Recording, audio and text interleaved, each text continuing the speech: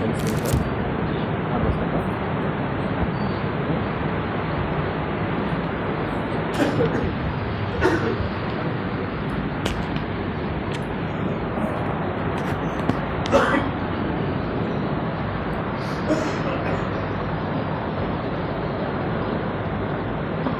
علیکم ورحمۃ اللہ وبرکاتہ. حامدا ومصلیا اما بعد. اعوذ باللہ من الشیطان الرجیم. بسم اللہ الرحمن الرحیم. ولباس التقوى ذلك خیر. وقال تعالی فجاءت احداهما تمشي على استحياء قالت ان ابی يدعوك ليجزيك اجر ما سقيت لنا. محترم و معزز علماء اکرام، عاملین جماعت و جمعیت، نوجوانان ملت اور خواتین اسلام، اللہ سبحانہ و تعالیٰ کا بے حد شکر و احسان ہے کہ اللہ سبحانہ و تعالیٰ نے ہزاروں نعمتیں ہم سب کو عطا کی، جن میں سے ایک عظیم نعمت اسلام کی ہے. اور اللہ سبحانہ و تعالیٰ نے ان نعمتوں کے بارے میں ہمیں اس بات کی تعلیم بھی دی ہے کہ ہم ان نعمتوں کو لینے کے بعد، انہیں اپنانے کے بعد اللہ کے شکر گزار بندے بنیں. برادران اسلام، جو عنوان مجھے دیا گیا ہے اس عنوان کا تعلق اخلاق سے ہے. جیسے کہ یہ بات ہم میں سے ہر شخص جانتا ہے. ابھی آپ کے سامنے جہنم کی ہولناکیوں کا ذکر کیا گیا، تو اگر ایک مسلمان سے جو اپنے پاس عقل رکھتا ہے، اگر اس سے پوچھا جائے کہ بتائیے یہ جو ساری عبادتیں آپ کرتے ہیں، نماز پڑھتے ہیں، روزہ رکھتے ہیں، حج و زکوٰۃ کرتے ہیں، اللہ پر ایمان رکھتے ہیں، حرام کاموں سے اپنے آپ کو بچاتے ہیں، ان سب عبادتوں کا آخرکار مقصد کیا ہے؟ کیوں کرتے ہیں آپ یہ سب؟ تو واضح طور پر ایک جواب ہم سب کا ہوگا کہ ہم کو اللہ تبارک و تعالیٰ کی رضامندی چاہیے، اللہ کی خوشنودی چاہیے. بہت سارے لوگ یہ کہہ سکتے ہیں کہ ہم جنت کو پانے کے لیے سب کرتے ہیں. برادران اسلام، یاد رکھیے کہ اللہ سبحانہ و تعالیٰ نے ہر وہ چیز انسان کو بتا دی ہے جو اسے فائدہ پہنچا سکتی ہے، اور ہر اس چیز سے منع کر دیا ہے جو اسے نقصان پہنچا سکتا ہے. اب اگر انسان کی زندگی کا مقصد اگر عبادت ہے، جیسے کہ اللہ نے بتایا ہے، تو انسان کو خصوصی طور پر ان عبادتوں کو کرنے کی کوشش کرنی چاہیے جو اس انسان کو جنت سے قریب کر دیں اور جہنم سے بچا لیں. بہت سارے لوگ یہ سوچتے ہیں کہ ہم یہ ساری عبادتیں اس لیے کرتے ہیں کہ ہمیں جنت جانا ہے اور جنت میں پہنچنا ہے. اللہ تعالیٰ فرماتا ہے کہ یہ کامیابی نہیں ہے. اصل کامیابی یہ نہیں ہے کہ انسان کو جنت تک پہنچا دیا جائے.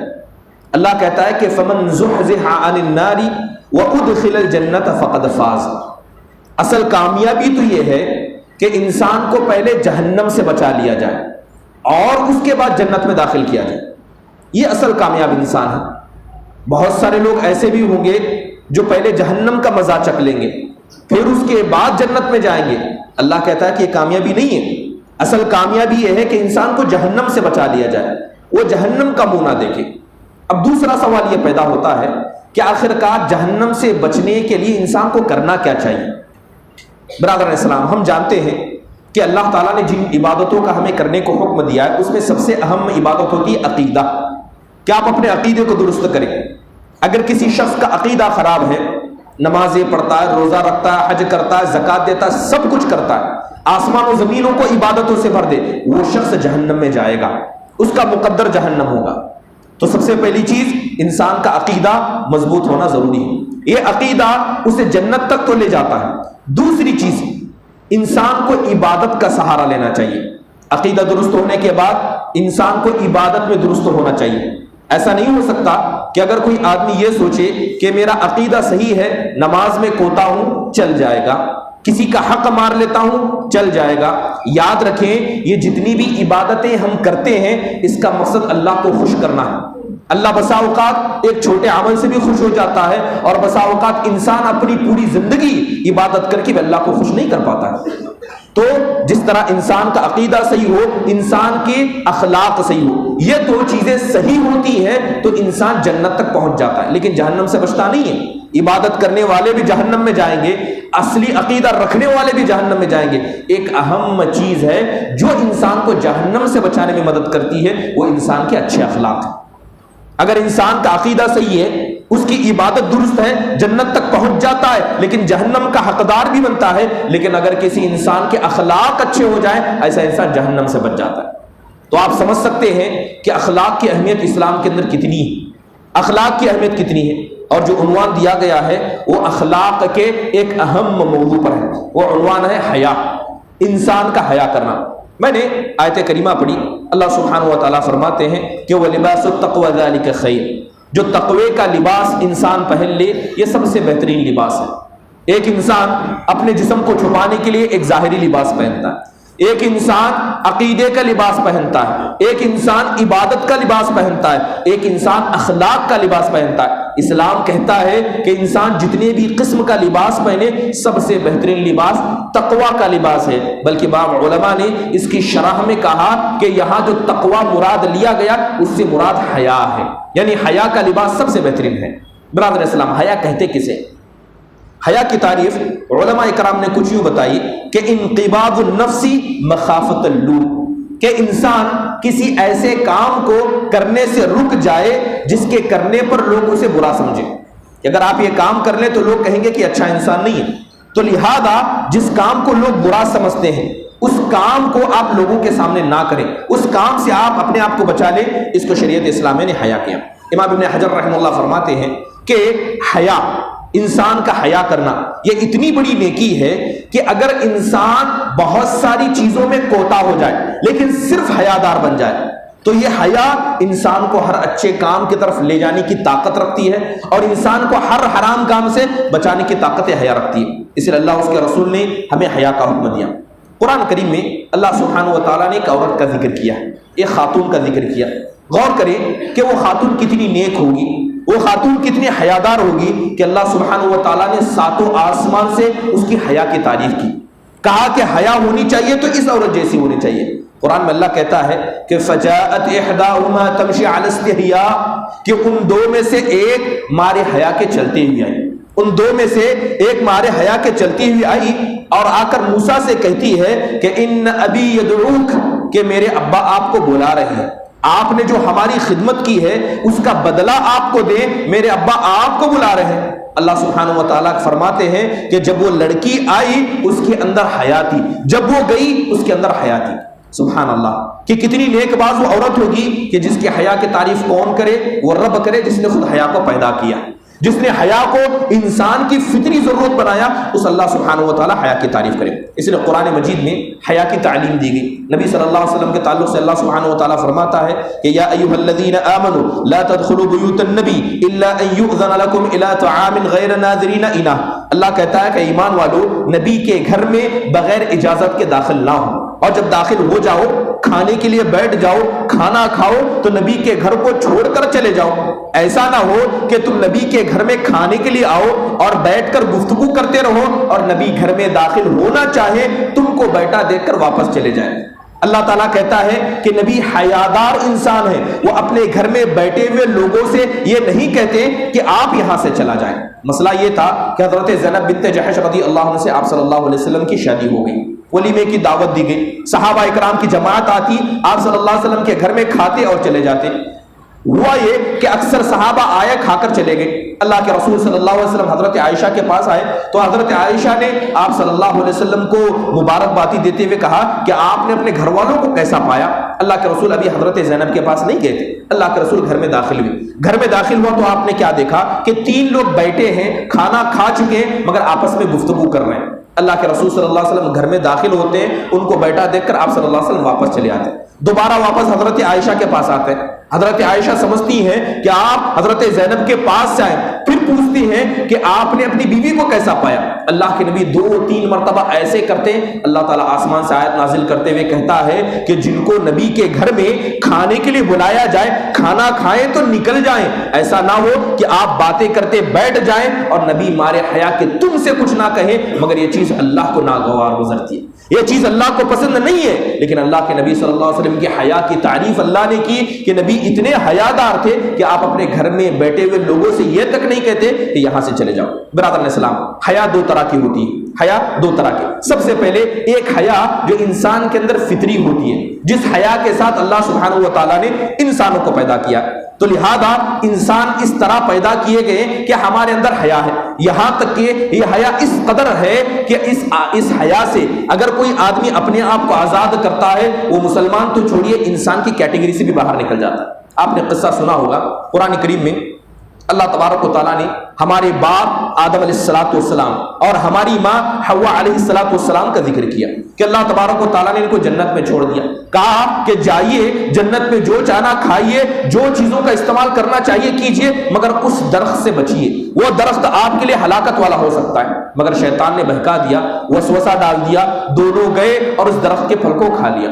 اب جیسے ہی گناہ انہوں نے کما لیا، گناہ کو کر لیا، اللہ تعالیٰ نے فوراً سزا دی اور ان دونوں کے لباس اتر گئے، دونوں کے لباس اتر گئے۔ جنت میں اور کوئی انسان نہیں تھا جو انہیں دیکھنے والا تھا، ایک طرف شوہر ایک طرف بیوی ہے، جنت میں دونوں ہیں، لیکن جیسے ہی لباس اترتا ہے، یہ حیا فطرتی تھی کہ دونوں اپنے آپ کو ایک دوسرے سے چھپاتے ہوئے درختوں کے پیچھے بھاگنے لگے، جو جنت کے درخت کے پتے تھے اس سے اپنے شرمگاہوں کو چھپانے لگے۔ اللہ سبحانہ و تعالیٰ نے یہ حیا کا ذکر کیا کہ یہ فطرتی حیا ہے کہ انسان کسی بھی حالت میں ہو، یہاں تک کہ اپنے گھر میں ہو، نہ اسے کوئی دیکھ رہا ہو، یہاں تک کہ اپنی بیوی کے ساتھ ہو، اسلام کہتا ہے یہ انسان کی حیا ہے کہ اسے اپنے جسم سے لباس کو اتارنا نہیں چاہیے۔ اور یہ حیا کون سی ہے؟ یہ فطرتی حیا ہے جو انسان کے اندر ہوتی ہے۔ دوسری حیا، اسے کہا جا حیا مکتسبہ، جسے انسان کماتا ہے۔ اگر مومن ہوگا تو اللہ سے حیا کرے گا، غلط کام کرنے سے پہلے حیا کرے گا۔ مومن ہوگا تو فرشتوں سے حیا کرے گا کہ فرشتے جسے اللہ نے کرامن کاتبین کہہ کے ہمارے ارد گرد لگا دیے ہیں، یہ کبھی انسان سے جدا نہیں ہوتے۔ انسان گناہ کرتا ہے، فرشتے اسے دیکھ رہے ہیں، تو جس طرح انسان لوگوں سے حیا کرتا ہے، اسی طرح اللہ سے گناہ کرتے وقت حیا کرے، ان فرشتوں سے حیا کرے، اسی طرح لوگوں سے خود حیا کرے۔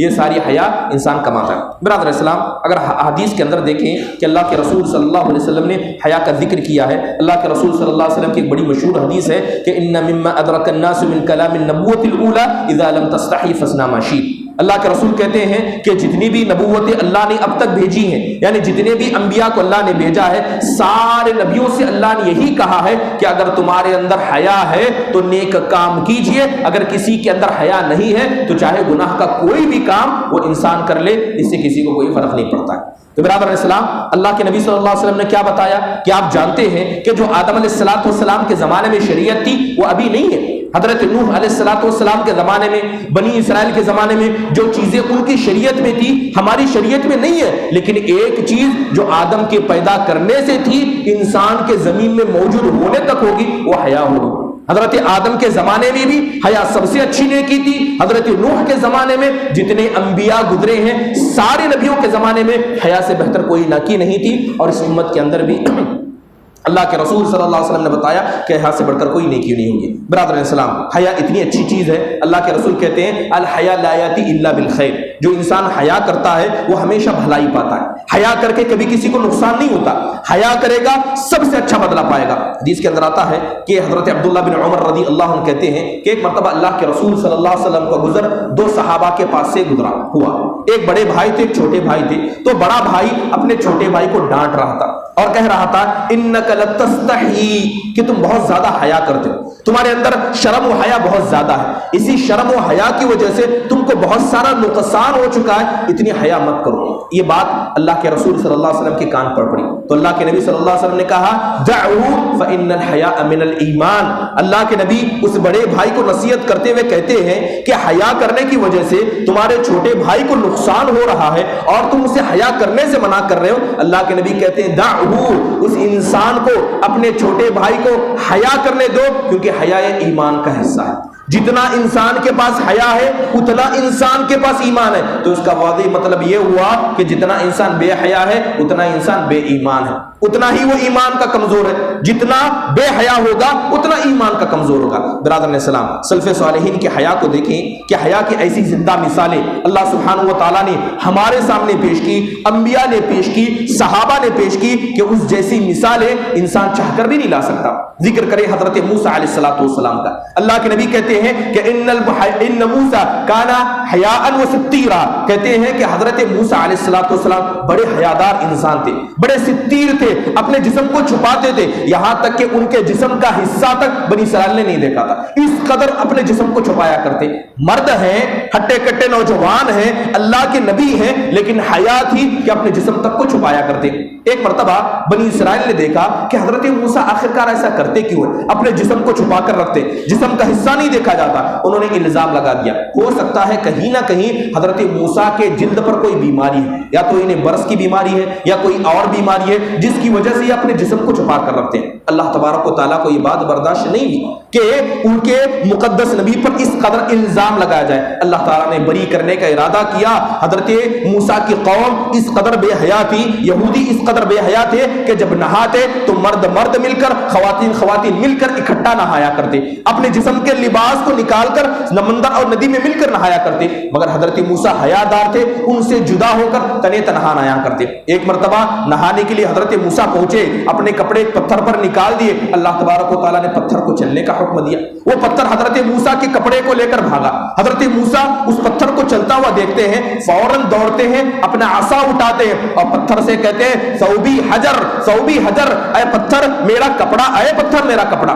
وہ پتھر دوڑتا لڑکتا قوم والوں کے سامنے آ جاتا ہے, اور وہ قوم والے موسیٰ علیہ السلام کو دیکھتے ہیں کہ ان سے پیارا انسان کی جسم کی خلقت سے کوئی نہیں, ان سے خوبصورت کوئی انسان نہیں. وہ بنی اسرائیل جو حضرت موسیٰ کے حیا کو نہیں پہچان پائے اور انہوں نے الزام لگایا, تو اللہ تبارک و تعالیٰ نے لوگوں کے سامنے دکھایا کہ جس موسیٰ کو تم عیب دار کہتے تھے, جس موسیٰ کے اندر تم عیب تلاش کرتے, یہ تو ہر عیب سے پاک ہے. یہ ان کی حیا تھی جس کی وجہ سے ایسا کرتے تھے. برادران اسلام, اس کے علاوہ حضرت دیکھیے حیا اتنی عظیم عبادت ہے کہ فرق نہیں پڑتا کہ انسان مسلمان ہے یا کافر ہے, انسان مسلمان ہے یا کافر ہے. جیسے میں نے کہا کہ حیا کرنا یہ انسان کی فطرت میں داخل ہے. اگر انسان کی فطرت میں حیا ہے, اگر وہ کافر ہے, غیر مسلم ہے, تب بھی وہ انسان اپنی زبان سے غلط بات کو نہیں کرے گا. اگر کافر و مشرک ہے, حیادار ہے, تب بھی وہ سچ بولے گا, کیونکہ جھوٹ بولنا خود بھی حیا کا منظر ہے. دیکھیے عرب کے لوگ حیادار کس اعتبار سے تھے کہ اللہ کے رسول صلی اللہ علیہ وسلم کے صحابہ اکرام جب مکہ والوں نے ستایا تو بھاگ کر چلے گئے. کہاں چلے گئے؟ ہجرت کر کے حبشہ چلے گئے. ابو سفیان رضی اللہ عنہ کا قافلہ وہاں پہنچ جاتا ہے تاکہ ان بھگوڑوں مسلمانوں کو لایا جائے جو مکہ سے بھاگ کر حبشہ کی جانب ہجرت کر کے چلے گئے. ابو سفیان اس وقت بادشاہ سے گفتگو کرتے ہیں, بادشاہ سوال پوچھتا ہے کہ وہ نبی کیسے ہیں, بہت سارے سوالات پوچھے جاتے ہیں. تو حضرت ابو سفیان سے ایک سوال پوچھا جاتا ہے, کہا جاتا ہے کہ یہ نبی جو تمہارے پاس آئے ہیں یہ کیسے ہیں, ان کے اخلاق کیسے ہیں, ان کے بارے میں تم کیا سوچتے ہو؟ تو ابو سفیان کہتے ہیں خدا کی قسم میرے دل میں ارادہ ہوا کہ میں نبی کے بارے میں جھوٹ بول دوں. کا دل میں ارادہ ہوا کہ نبی کے بارے میں جھوٹ بول دوں کہ یہ نبی برے ہیں, اخلاق سے بھی گئے گزرے, ہر اعتبار سے گئے گزرے, لیکن کہتے ہیں کہ مجھے حیا آئی کہ میں کسی انسان کے بارے میں جھوٹ بولوں تو کیسے بولوں. کہنے لگے کہ یہ نبی ہمارے بیچ میں سب سے امانت دار ہے, یہ سب سے اچھا اخلاق کے. آپ دیکھیں کہ ایک انسان غیر مسلم ہے لیکن حیا ہے تو اس انسان کے زبان سے کیا ہے, سچ گوئی نکلتی ہے. برادر اسلام, حیا کے قصے ایسے ہیں, خود اللہ کے نبی صلی اللہ علیہ وسلم اتنے حیادار تھے کہ جس طرح ایک بالغ لڑکی اپنے گھر کے اندر حیادار ہو سکتی ہے, اللہ تعالیٰ نے اس سے زیادہ حیا اللہ کے رسول صلی اللہ علیہ وسلم کو عطا کی تھی. آپ معراج پر جاتے ہیں, معراج پر آ جاتے ہیں, ساتوں آسمان پر بلایا جاتا ہے. اللہ کے نبی صلی اللہ علیہ وسلم 50 وقت کی نماز لے کر نیچے اترتے ہیں. حضرت موسیٰ پوچھتے ہیں کہ کیا دیا گیا؟ بتایا گیا کہ 50 وقت کی نماز دی گئی. حضرت موسیٰ رحم کرتے ہوئے, قوم کے حالات کو جانتے ہوئے کہتے ہیں کہ آپ کی امت 50 نماز کی طاقت نہیں رکھتی, اللہ سے جائیے کمی کا مطالبہ کیجیے. گئے, کم کراتے ہیں. حضرت موسیٰ کہتے ہیں کہ کم کروائیے. اللہ کے نبی جاتے, یہ 50 وقت کی نمازیں کم کرتے کرتے 5 وقتہ رہ گئی. 5 نمازیں فرض کی گئی. 5 نمازیں لے کر اللہ کے نبی پھر آئے تو حضرت موسیٰ نے پوچھا اب کیا ملا؟ کہا کہ صرف 5 وقت کی نمازیں رہ گئی ہیں. تو حضرت موسیٰ موسیٰ کہتے ہیں جائیے اپنے رب سے کہیے کہ نمازوں کو اور کم کیا جائے، آپ کی امت اس کی طاقت نہیں رکھے گی۔ اللہ کے نبی کہتے ہیں کہ اب مجھے اپنے رب سے حیا محسوس ہونے لگی، کتنی مرتبہ اللہ کے دربار میں جاؤں، کتنی مرتبہ اللہ سے تخفیف کا مطالبہ کرو، ہمارے حیا کے اللہ کے نبی صلی اللہ علیہ وسلم نہیں گئے، آسمان سے آواز آتی ہے کہ 50 نمازوں کا حکم تھا مگر اللہ نے اس کے ثواب کو سمیٹ کر 5 میں کر دیا، 50 کا ثواب 5 میں کر دیا گیا۔ یہ نبی کے حیا کا فائدہ ہوا۔ اگر نبی صلی اللہ علیہ وسلم حیا نہ کرتے پھر واپس جاتے تو ہو سکتا ہے نمازیں 5 ہی رہتی لیکن ثواب بھی 5 رہتا، لیکن اللہ سبحانہ و تعالیٰ نے یہ کرم فرما دیا۔ برادر اسلام، نبی صلی اللہ علیہ وسلم کی حیا تو ایسی تھی کہ آپ صلی اللہ علیہ وسلم لوگوں کو گناہ کرتے ہوئے دیکھتے کہ فلاں انسان ایسا کر رہا ہے، فلاں ایسا کر رہا ہے۔ آج لوگ حق گوئی کے نام پر کہ ہم سچ بات کہتے ہیں، حق کہتے ہیں، لوگوں کے سامنے بدزبانی کرنے لگتے ہیں۔ فرق ہے کہ آپ اصلاح کریں، فرق ہے کہ آپ بدتمیز بنے، ایک عزت دار آدمی کو نہ سمجھیں، آپ اپنے آپ کو دائی کہیں، آپ اپنے آپ کو لوگوں کا مصلح کہیں اور لوگوں کے دلوں کو توڑ کر آپ گفتگو کریں، یہ نبی کا طریقہ نہیں تھا۔ انسان اگر حق بات بھی کہے، سچ بات بھی کہے، اس کے زبان میں حیا ہونی چاہیے۔ نبی صلی اللہ علیہ وسلم صحابہ کو دیکھتے کہ فلاں انسان غلطی کر رہا ہے، اللہ کے نبی ممبر پر چڑھ جاتے تو کیا کہتے کہ ما بال الناس يفعلون كذا وكذا ما بال اقوام يفعلون كذا وكذا۔ اللہ کے نبی کو پتا تھا کہ کس نے غلطی کی ہے، اللہ کے نبی ممبر پر چڑھتے کسی کا نام نہیں لیتے، اللہ کے نبی کہتے کہ لوگوں کو کیا ہو گیا ہے کہ لوگ ایسا کرتے ہیں، لوگ ایسا کرتے ہیں۔ اللہ کے نبی لوگوں کا نام تک زبان سے نہیں لیتے، یہ نبی صلی اللہ علیہ وسلم کی حیا تھی، اور یہ ایسی حیا ہر انسان کو اختیار کرنی چاہیے، خاص کر اس انسان کو جو خیر کا مدعی بننے کی کوشش کرتا ہے۔ برادران اسلام، حضرت ابوبکر صدیق رضی اللہ عنہ کے بارے میں آتا ہے جب قضاء حاجت کے لیے، پہلے زمانے میں آج کی طرح لیٹرین گھروں کے اندر بنے نہیں ہوتے تھے، قضاء حاجت کے لیے صحرا میں جانا ہوتا، حضرت ابوبکر صحرا میں نکل جاتے تو جو ٹاول ہوتی اسے سر پر اوڑھ لیا کرتے، قضاء حاجت کرنے کے لیے صحرا میں بیٹھتے، کھلے میدان میں بیٹھتے، اپنے سر کو چھپا لیتے۔ پوچھا جاتا کہ ہم نے آپ کو ایسا دیکھا ہے کیوں کرتے ہیں، تو کہتے کہ اس گندگی کو کرتے تو مجھے اپنے رب سے حیا محسوس ہوتی ہے، کوئی نہیں میرا رب تو دیکھ رہا ہے، ہمارے حیا کے میں اپنے سر کو جھکا لیتا ہوں۔ سبحان اللہ، یہ حیا کیسی تھی؟ صحابہ کے دلوں میں تھی۔ حیا انسان کے دل میں ہوتی ہے تبھی جا کر اس کے جسم میں ظاہر ہوتی ہے۔ حیا کیسی ہو؟ حیا ہو تو حضرت عثمان بن عفان رضی اللہ عنہ جیسی۔ حدیث بڑی مشہور ہے، آپ نے بارہا سنی ہوگی۔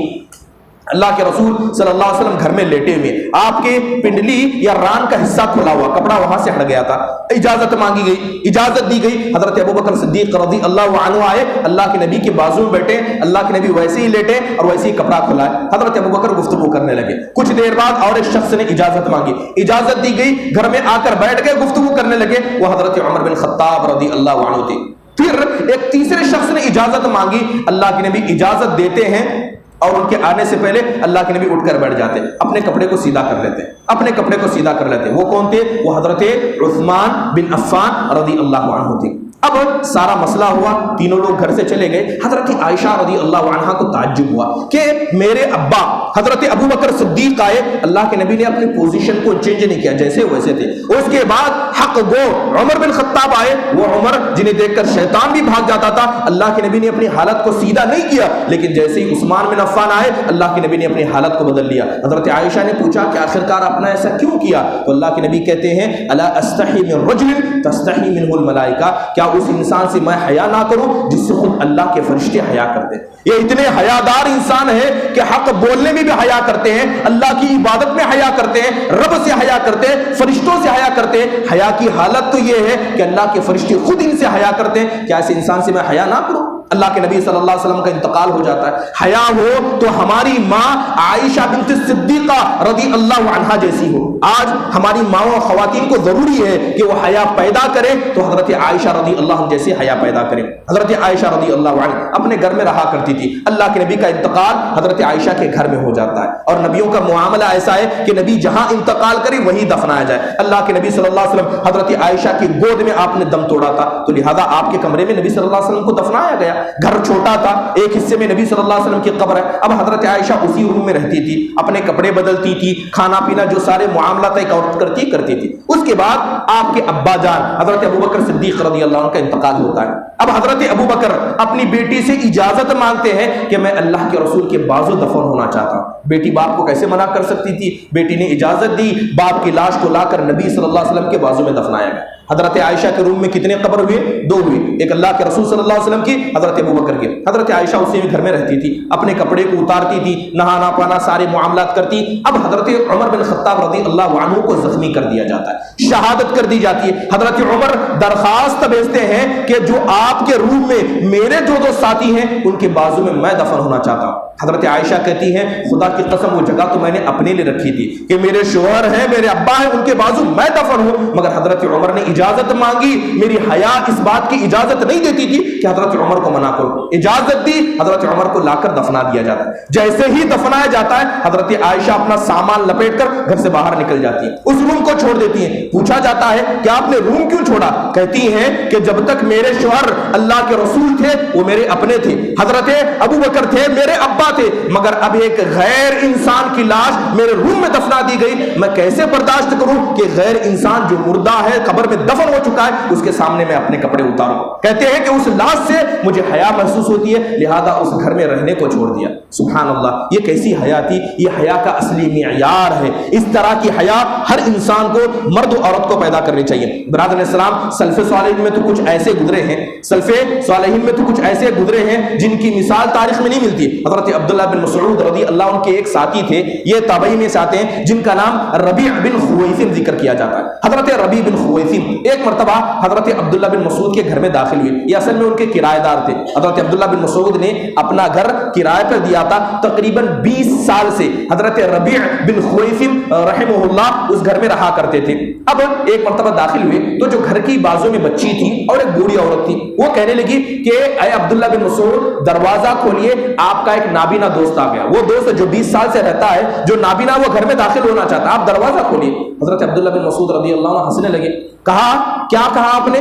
کہا کہ جو آپ کا نابینا دوست ہے وہ آ چکے ہیں، دروازہ کھولیے۔ حضرت عبداللہ بن مسعود نے کہا کہ وہ نابینا نہیں ہے، وہ تو دیکھنے والے ہیں۔ تو حضرت وہ عورت جو بوڑھی عورت تھی کہتی ہے کہ خدا کی قسم 20 سال ہو گئے، میں نے 20 سال میں کبھی اس انسان کو نہ آنکھ کھولے آتے دیکھا نہ آنکھ کھولے جاتے دیکھا۔ ان کا معاملہ یہ تھا کہ گھر میں پڑوسن تھے تو آنکھ کھول کر نہ جاتے نہ آنکھ کھول کر داخل ہوتے، آنکھوں کو اس قدر نیچے رکھا کرتے کہ لوگ سمجھتے تھے کہ وہ نابینا۔ گھر کے پڑوسی کو 20 سال میں یہ نہیں پتا چلا کہ یہ نابینا نہیں دیکھنے والا ہے۔ سبحان اللہ، یہ کیسی حیاتی! یہ اللہ اس کے رسول کے حقیقی طور پر مطیع و فرما بردار بندے تھے، اور یہ مثالیں ہمارے سامنے صرف کانوں کو خوش کرنے کے لیے نہیں ہے، یہ بتایا اس لیے جا رہا ہے کہ حیا تو ہو تو اس جیسی ہو۔ برادران اسلام، حیا اصل میں ہوتی کیا ہے؟ ایک حدیث کے اندر اللہ کے رسول صلی اللہ علیہ وسلم نے حقیقی حیا کا معیار پیش کرتے ہوئے کہا، حضرت عبداللہ بن مسعود رضی اللہ عنہ کی بڑی معروف حدیث ہے کہ استحیوا من اللہ حق الحیا۔ اللہ کے نبی نے صحابہ سے کہا کہ حقیقی طور پر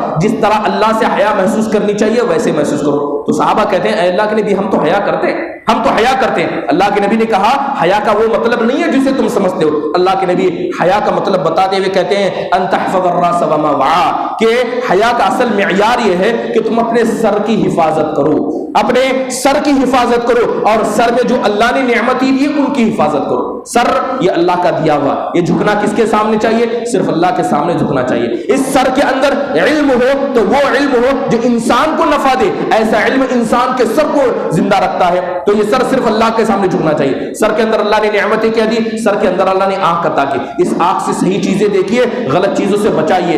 اللہ نے ناک دی ہے، اللہ نے آپ کو زبان دی ہے، سچ چیزیں بولیے، کان دیے ہیں، یہ سب سر کے اندر ہے، لہذا نہ انسان کو آنکھ سے حرام چیزیں دیکھنی چاہیے، نہ زبان سے غلط گفتگو کرنی چاہیے، نہ کان سے غلط چیزوں کا غور سننا چاہیے۔ اگر کوئی انسان سر کی حفاظت کرتا ہے، سر میں دی ہوئی نعمتوں کی حفاظت کرتا ہے، اللہ کے نبی کہتے ہیں یہ تو اصل حیا ہے، یہ اصل حیا ہے۔ پھر اللہ کے نبی کہتے ہیں وَأَن تَحْفَظَ الْبَطْنَ وَمَا حَوَىٰ، تم کو اپنے پیٹ کی حفاظت کرنی چاہیے اور پیٹ کے ارد گرد جو چیزیں اللہ نے دی۔ پیٹ کے بازو میں ہاتھ ہیں، انسان کے پیر ہیں، انسان کی شرمگاہ ہے، لہذا نہ انسان اپنے ہاتھ سے غلط کام کرے، نہ اپنے پیر سے کرے، نہ اپنی شرمگاہ کا غلط استعمال کرے، نہ پیٹ کے اندر حرام روزی ڈالے، نہ پیٹ کے اندر سودی کاروبار کر کے اپنے پیٹ کے اندر ڈالے۔ انسان اپنے پیٹ کی، اس کے آزو بازو جو اعضاء دیے گئے اس کی حفاظت کرے۔ پھر اللہ کے نبی فرماتے ہیں حقیقی حیا جانتے ہو کیا ہے؟ اللہ کے نبی کہتے ہیں وَتَتَذَكَّرَ الْمَوْتَ وَالْبِلَا، اللہ کے نبی کہتے ہیں حقیقی حیا تو یہ ہے کہ انسان زندہ تو دنیا میں رہے مگر ہمیشہ موت کو یاد کرے،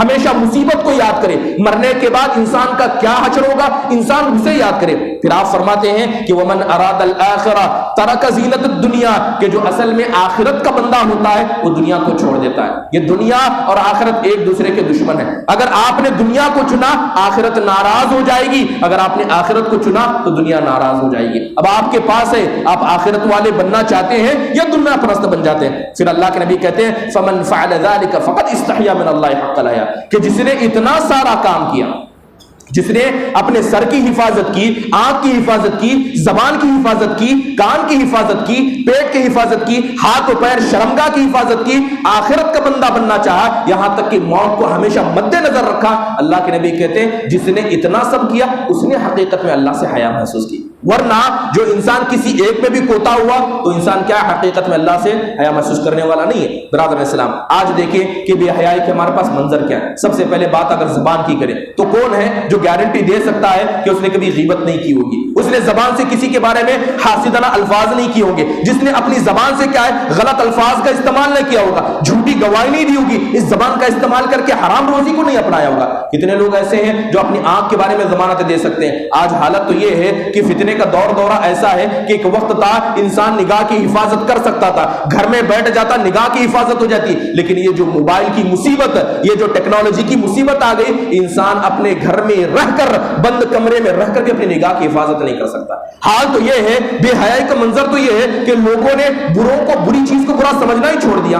کتنے لوگ ایسے ہیں جب یوٹیوب کھولتے ہیں، یوٹیوب کے اندر کسی غیر محرم عورت کی تصویر آتی ہے تو اس یوٹیوب کو بند کر دیں اور کہیں کہ یہ غیر محرم عورت کو دیکھنا جائز نہیں۔ کون لوگ کرتے ہیں بتائیے؟